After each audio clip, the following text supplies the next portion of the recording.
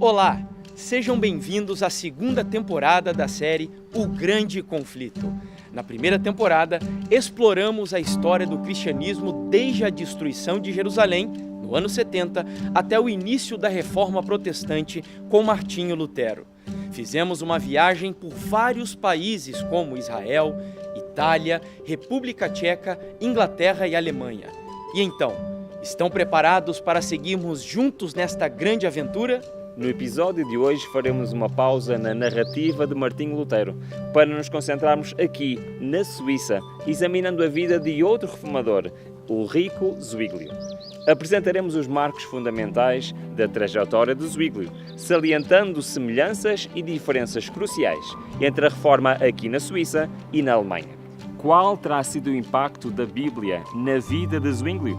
Terá ele chegado a conclusões distintas das de Lutero?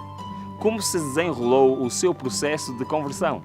Gozou ele de liberdade para pregar ou foi condenado à morte? Olá, eu sou o Ruben Fernandes. E eu sou o Jefferson Araújo. E juntos vamos continuar nesta viagem pela história do cristianismo e conhecer os lugares onde Zwinglio viveu e pregou.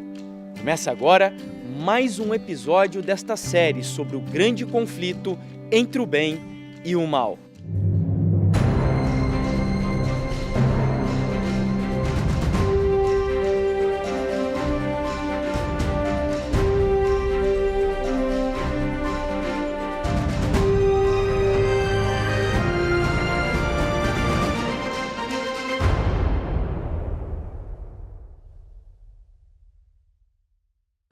Foi nesta pitoresca vila alpina, chamada Vilhaus, nesta casa de madeira, situada no vale de Toggenburg, envolta por uma natureza exuberante, que nasceu um dos mais intelectuais dos reformadores, conhecido como Ulrico Zwinglio, o reformador de Zurique. Este local, outrora uma região dedicada ao pastoreio, é desde 2003 um distrito eleitoral de St. Gallen, na Suíça.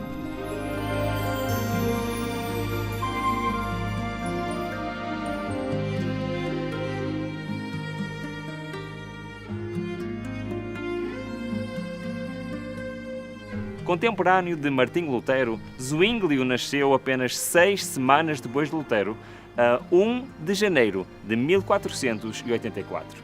Na infância, Zwinglio e os seus 2 irmãos dedicavam-se às tarefas agrícolas, auxiliando os seus pais, Johann e Margaret, nos campos de Vilhaus.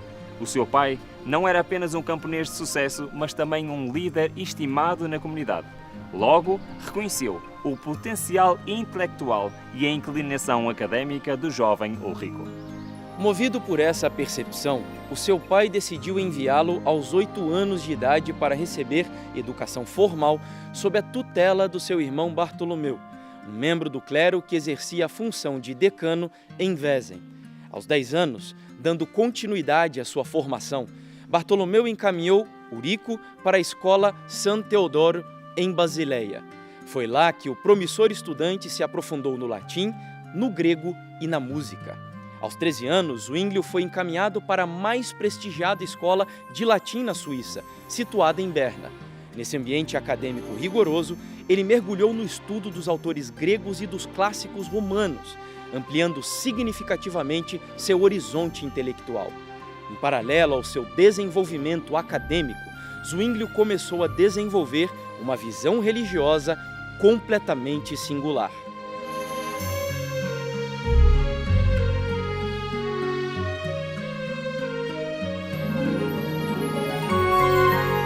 No início do século XVI, uma autêntica tempestade religiosa varria a Europa e desafiava as fundações da Igreja Católica Romana nesse período.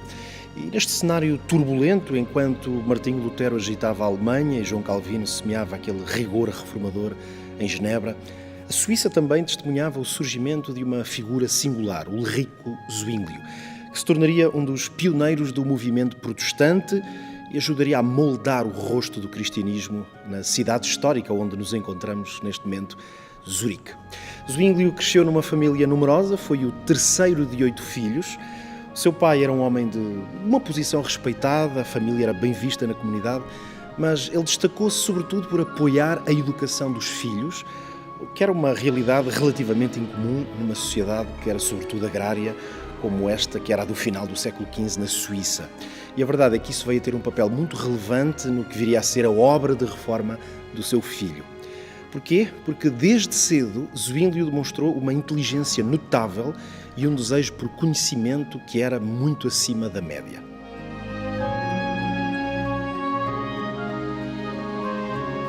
À medida que amadurecia e se convertia, Zwinglio demonstrava uma notável abertura para rever as suas crenças e modificar o seu comportamento, evidenciando um compromisso profundo com o progresso espiritual. Os frades e monges de Berna rapidamente reconheceram o potencial de Zwinglio, dada a sua exponencial habilidade como orador e escritor, além do seu talento como músico e poeta. Eles viam nessas qualidades uma oportunidade valiosa para cativar o público e, consequentemente, ampliar os recursos financeiros da Igreja. No entanto, Zwinglio ainda era um jovem adolescente e a notícia de tal interesse causou uma reação inesperada em seu pai. Johann, ao invés de orgulho, sentiu preocupação e prontamente exigiu o retorno do filho ao lar, aqui em Wildhaus.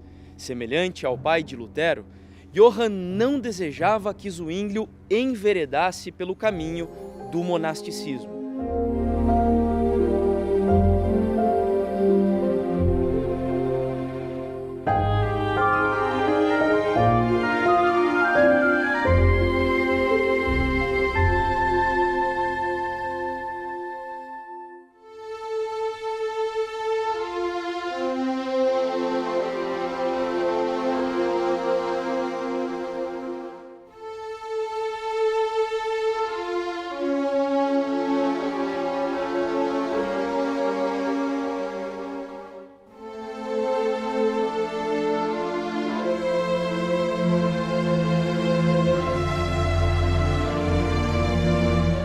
Após o incidente, Johann decidiu enviar Zwinglio para estudar aqui, nesta universidade em Basileia, reconhecido centro humanista da Suíça.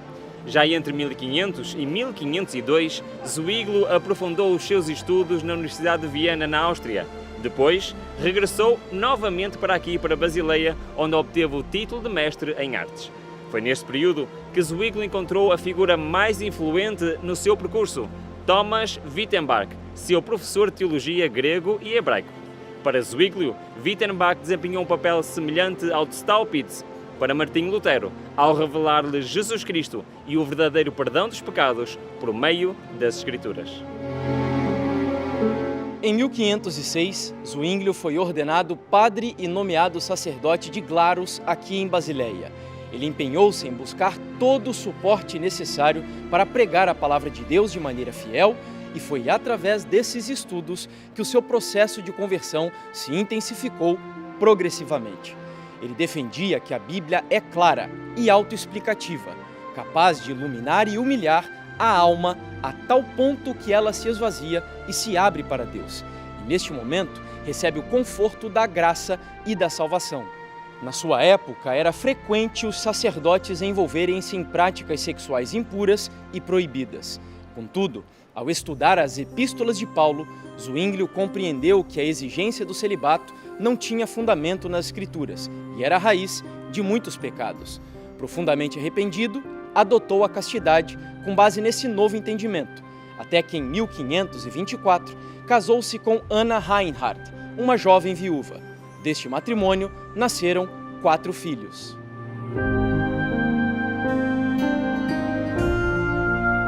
Com cerca de 20 anos, Zwinglio foi introduzido ao pensamento crítico e ao estudo rigoroso dos textos bíblicos, e esse contacto com o humanismo renascentista, sobretudo do seu mestre Wittenbach, deixou uma marca muito significativa na sua mente e inspirou-o mesmo a um interesse profundo pela pureza dos textos sagrados e levou ao início de uma visão crítica, embora ainda velada nesta primeira fase, ao que era a corrupção que permeava a Igreja nesta altura. O cantão de Glarus, onde Zwinglio vai começar a fazer e a desenvolver o seu ministério, vai ter, na verdade, um papel muito relevante na sua história, porque era uma zona que era um importante centro militar naquela época. E foi aí que ele se envolveu com as tropas mercenárias suíças, uma experiência que o levaria a questionar a moralidade e as implicações das guerras que eram nesta altura travadas pelo poder papal. A sua pregação então começava a distanciar-se das práticas tradicionais, focando na leitura direta da Bíblia e na interpretação pessoal das Escrituras. Em 1516, Zwinglio foi designado para o convento beneditino num famoso local de peregrinação situado na comuna de Schwyz. Durante a grande festa anual dedicada à consagração do relicário da Virgem, apareceram multidões vindas de todas as regiões da Suíça, França e Alemanha. Zwinglio soube aproveitar essa ocasião para pregar: podem obras sem proveito, longas peregrinações, ofertas, imagens, invocações da Virgem ou dos santos assegurar-vos a graça de Deus? Que vale a multidão de palavras em que envolvemos nossas orações? Deus olha para o coração e o nosso coração está longe dele. A população resistiu à ideia de ter realizado essa peregrinação sem qualquer benefício para a sua salvação.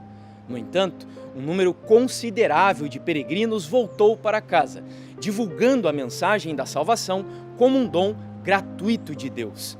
Como consequência, notou-se uma acentuada redução nos rendimentos da igreja. Nessa época, o monge franciscano Samson, oriundo de Milão, foi escolhido para promover a venda de indulgências na Suíça, à semelhança do que João de Setzel realizara na Alemanha. Anteriormente, Samson havia conseguido angariar somas consideráveis para o tesouro papal. Contudo, nesta ocasião, regressou à Itália sem ter vendido uma única indulgência. Em 1519, as autoridades eclesiásticas tomaram consciência das atividades de Zwinglio em Einsiedeln, mas optaram por não intervir, dado que contavam com ele para impulsionar os lucros do clero. O talento e a popularidade de Zwinglio não passaram despercebidos.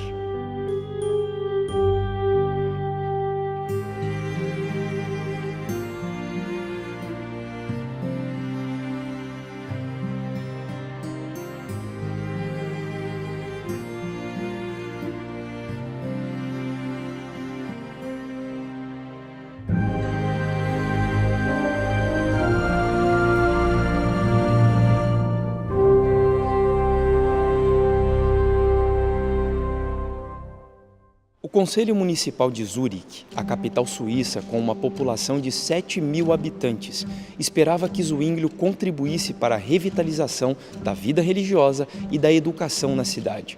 Assim, Zwinglio foi nomeado sacerdote desta catedral.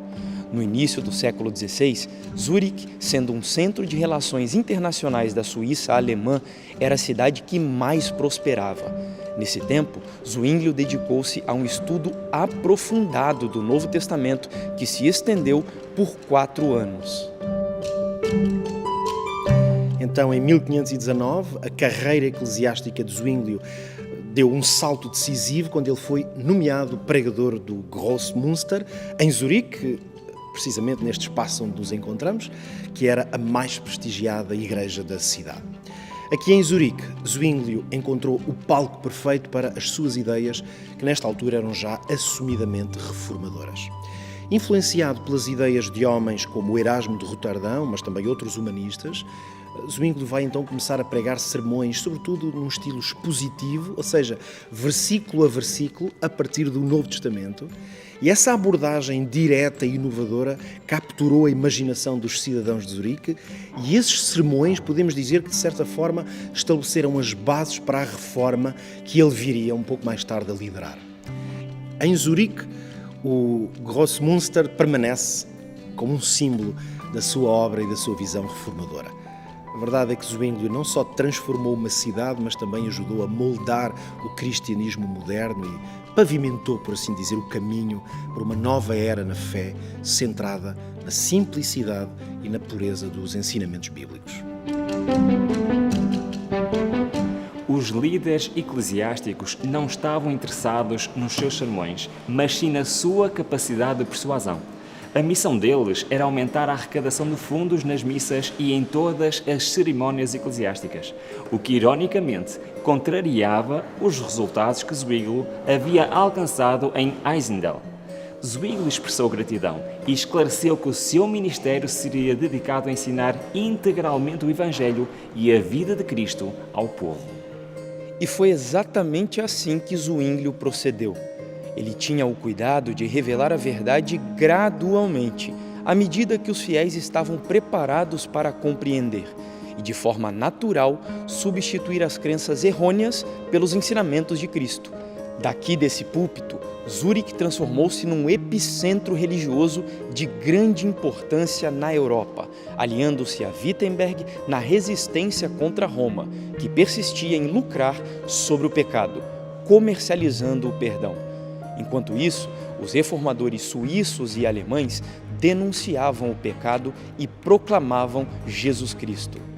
Nesse mesmo ano, várias obras de Lutero foram reeditadas e enviadas a Zwinglio por um amigo, que lhe pediu para analisar e para dar a sua aprovação para a comercialização dos livros.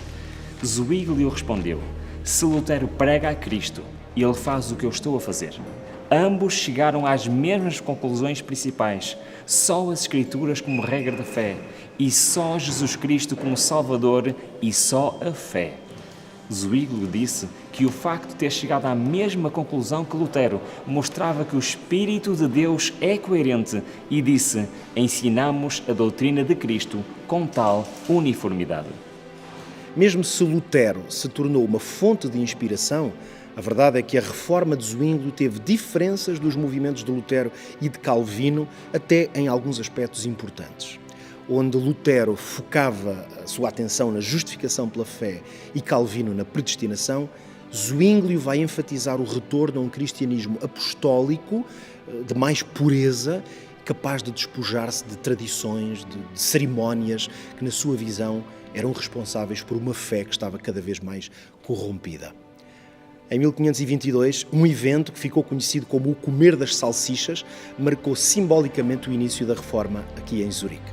Durante a Quaresma, Zwinglio e um grupo de apoiantes das suas ideias comeram salsichas em público, que parece quase assim meio anedótico, mas com isto eles desafiaram abertamente as proibições da Igreja sobre o consumo de carne durante o jejum da Quaresma. Ora, isto foi mais do que apenas um ato de rebeldia ou meramente provocatório. Na verdade, foi um manifesto contra as leis puramente humanas que ele acreditava que tinham sido, de uma forma errada, impostas à fé cristã. Zwinglio argumentava que a Bíblia não proibia o consumo de carne durante a Quaresma e, por isso, aqui em total sintonia com Lutero, ele destacava a importância da sola scriptura, ou seja, a crença e o princípio de que apenas as Escrituras são a base para a fé, mas também para a prática cristã. Zwinglio, mais radical que Lutero, provocava a Igreja Romana ao praticar atos como comer carne na Quaresma. Em 1523, o Papa Adriano VI exigiu que Zurique o condenasse como herege. Porém, o Conselho protegeu Zwinglio, permitindo que ele defendesse suas ideias em debate público, deixando ao povo a decisão sobre a heresia. O Conselho representou para Zwinglio o que o príncipe Frederico foi para Lutero. Em um ano, foram realizados 3 debates. Zwinglio preparou 67 artigos baseados na Bíblia para o primeiro. Contrariando Roma, Zurique decidiu que a pregação deveria seguir a teologia de Zwinglio, proibindo ensinos não fundamentados nas Escrituras. Dessa forma, daqui desse púlpito, a palavra de Deus foi ecoada por vários lugares da Suíça. O confronto com Roma, claro, era inevitável e a verdade é que ele desafiou os representantes da Igreja Católica a refutarem as suas teses reformistas com base nas Escrituras, e o sucesso que ele obteve em vários debates públicos sobre estes temas solidificou, na verdade, a sua posição e acabou mesmo até por acelerar a implantação de várias reformas. Isto foi de tal forma verdade que, por causa da sua liderança, as práticas da Igreja em Zurique mudaram radicalmente. Alguns exemplos. A missa foi abolida e substituída por um serviço simplificado que enfatizava a leitura e a pregação das Escrituras. as imagens e relíquias foram removidas das igrejas, o clero teve permissão para casar e a comunhão foi reconfigurada como um memorial simbólico, sem a crença na transubstanciação, ou seja, a ideia de que o pão e o vinho se transformavam literalmente no corpo e no sangue de Cristo. Aliás, aqui temos mais um exemplo de uma divergência significativa das visões católicas e até mesmo da visão de Lutero. Já falarei um pouco mais sobre isso. Voltando até ao tema desta ligação com Lutero, embora Zwinglio e Lutero partilhassem, claro, muitos objetivos e muitos fundamentos comuns, a verdade é que as suas divergências teológicas tornaram-se mais evidentes a partir de 1529, altura em que aconteceu o célebre colóquio de Marburgo. E porquê? Mesmo se este encontro tinha o objetivo de unificar as fações reformadoras, o desacordo precisamente sobre a presença de Cristo na Eucaristia criou, podemos dizer, uma ruptura que jamais seria resolvida.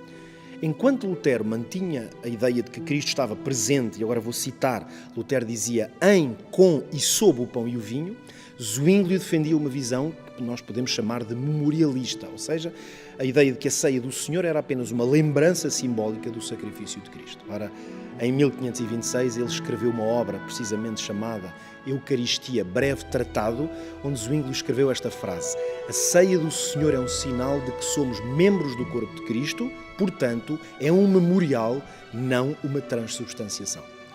Ora, esta divergência, que pode até parecer um detalhe, a verdade é que impediu a união das reformas alemã e suíça e acaba por ilustrar as complexidades internas também e até os desafios que existiram dentro do próprio movimento protestante. No segundo debate, o público apoiou a supremacia das Escrituras sobre Roma, rejeitando imagens, relíquias, a Eucaristia e o celibato obrigatório. No ano seguinte, Zurique removeu as imagens das igrejas, baniu indulgências e a oração pelos mortos. Em 1525, os mosteiros tornaram-se hospitais. A ceia era aberta a todos e o culto na língua local. A ruptura com Roma era definitiva.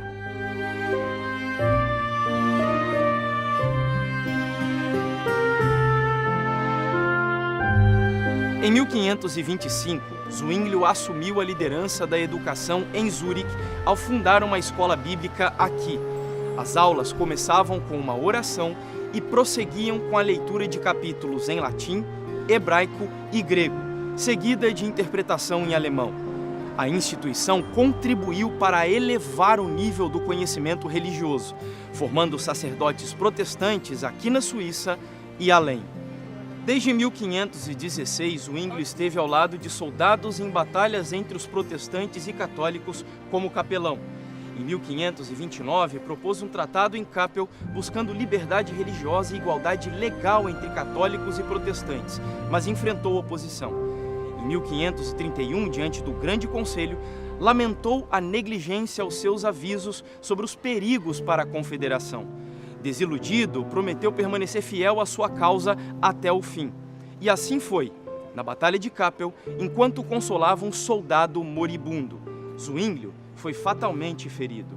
As suas últimas palavras refletiram a sua fé inabalável. O dia 10 de outubro de 1531 marcou o fim trágico de um reformador determinado.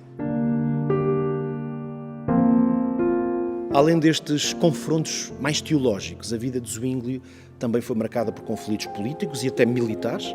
As tensões entre os cantões católicos e reformados ou protestantes na Suíça, por exemplo, tornaram-se tão densas a certa altura que culminaram, por exemplo, na Segunda Guerra de Kappel, onde tragicamente Zwinglio acabaria por morrer no dia 11 de outubro de 1531. Ulrico Zwinglio deixou um impacto duradouro no movimento reformador. As suas ideias e práticas influenciaram profundamente o desenvolvimento da Igreja Reformada, especialmente aqui na Suíça.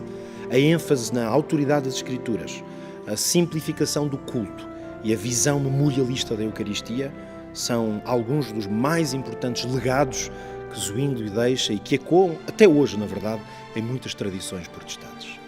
Hoje, ao olharmos para as montanhas que rodeiam a sua terra natal, ou para as ruas de Zurique, onde este homem de Deus pregou e debateu, devemos lembrar-nos que Zwinglio foi um homem de grande coragem e de uma convicção assinalável. O seu espírito indomável, a sua busca por uma fé mais pura, continuam ainda hoje seguramente a inspirar muitas pessoas e gerações de crentes. Zwingli, o reformador de Zurique, permanece por isso mesmo como um farol da reforma protestante e a sua luz continua a brilhar intensamente e reflete a paixão e o compromisso de um verdadeiro pioneiro da fé cristã. Queria terminar esta minha intervenção deixando algumas frases importantes que foram ditas ou escritas por Zwingli e que são um bom testemunho do seu pensamento. Vamos começar pelo tema da autoridade das Escrituras. Zwingli disse em 1522: as Escrituras não podem falhar, elas nunca falham. É a nossa própria interpretação delas que pode falhar. Mais tarde, ainda no ano de 1522, e agora sobre o papel da Igreja, num sermão pregado precisamente aqui em Grossmünster, onde nos encontramos, Zwingli disse: Cristo é a única cabeça da Igreja. Devemos dele depender para a salvação e não de qualquer homem ou instituição na terra. Já sobre a necessidade de uma reforma, ele escreveu numa carta que enviou a Erasmo de Roterdão, no ano de 1523, o seguinte: o que queremos é um retorno à simplicidade da Igreja Apostólica, um retorno à Bíblia e ao Evangelho de Cristo. Nesse mesmo ano, 1523, Zwingli escreveu num artigo com um título sugestivo, O uso e o abuso dos padres da Igreja, o seguinte: a Igreja de Cristo precisa de purificação. Só através de uma volta aos princípios bíblicos podemos encontrar a verdadeira fé.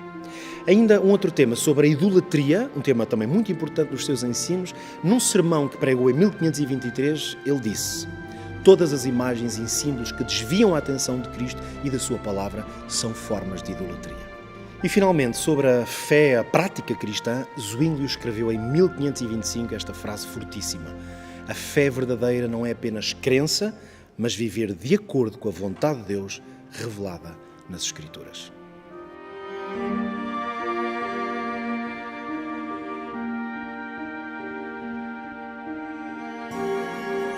Em uma época na qual não hesitavam em recorrer à violência para impor suas crenças, a compreensão plena do Evangelho ainda precisava de tempo. Zwingli, enquanto capelão, encontrou seu descanso na fé. E assim, chegamos ao final deste episódio aqui em Zurique, em frente a esta estátua que o homenageia, retratando com uma Bíblia e uma espada nas mãos, símbolos de sua pregação e coragem como um soldado de Deus. No próximo episódio, voltaremos ao refúgio de Lutero no castelo de Wartburg e descobriremos o que aconteceu com ele e com a causa da reforma na Alemanha. Não perca a continuação desta viagem incrível pela história do cristianismo e do grande conflito entre o bem e o mal. Até lá!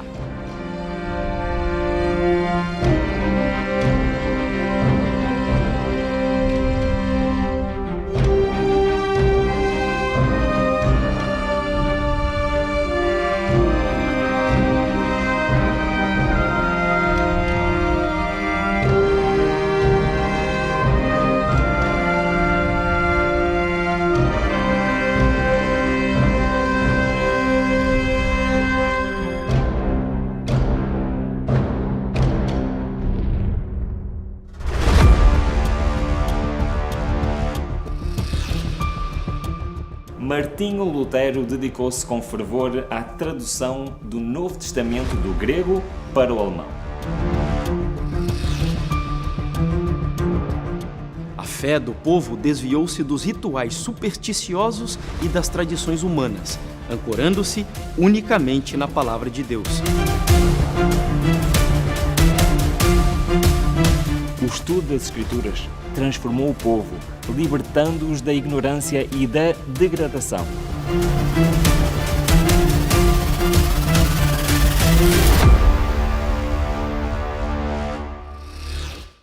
O Grande Conflito Série é uma produção original do Ministério Fé e Evidências em parceria com a TV Novo Tempo de Portugal. Isso significa que nós precisamos do seu apoio para fazer com que estes materiais alcancem milhares e, por que não, milhões de pessoas em todo o mundo. Para que isso aconteça, nós convidamos você a fazer a sua inscrição aqui no nosso canal do YouTube, deixar o seu like, porque isso faz com que a plataforma distribua os conteúdos para um número maior de pessoas. Além disso, não deixe também de acompanhar as nossas publicações em outras redes sociais. E Rubem, existe outra maneira de apoiar esse projeto? Sim, Jefferson, ainda existe mais uma maneira que nos podem ajudar: patrocinando este projeto. Para isso, basta clicarem no link que se encontra em cima ou então digitalizar o QR Code que está na imagem. Também na descrição vão encontrar todas as informações necessárias para nos ajudar, para patrocinar este projeto e permitir que possamos fazer mais conteúdo semelhante a este. Muito obrigado pela vossa ajuda.